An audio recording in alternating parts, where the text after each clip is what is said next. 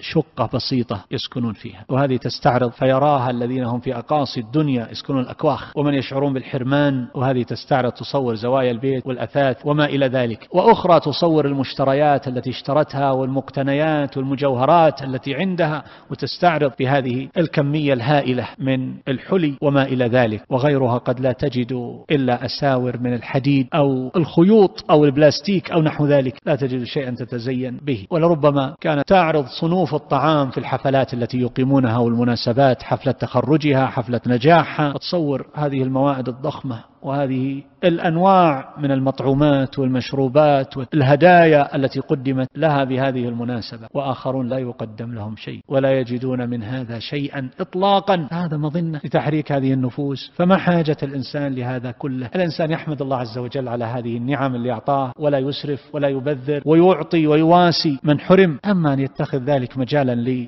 الاستعراض فهذا غير صحيح. وهكذا تلك التي تصنع صنوف الطعام ثم تعرضه تتباهى بهذه الأطعمة التي صنعتها يدها، وغيرها لربما لا تحسن تصنع شيئا قل أو كثر. وترى هذه ما شاء الله في هذا المهارة أنواع المأكولات والحلوى وغير ذلك. وأخرى يعاني زوجها معها ويكابد، ما تستطيع تصنع له شيئا من القهوة أو الشاي، ما تعرف، وتلك تستعرض، قد تصاب ببلاء. فما الحاجة لمثل هذا؟ ما الحاجة؟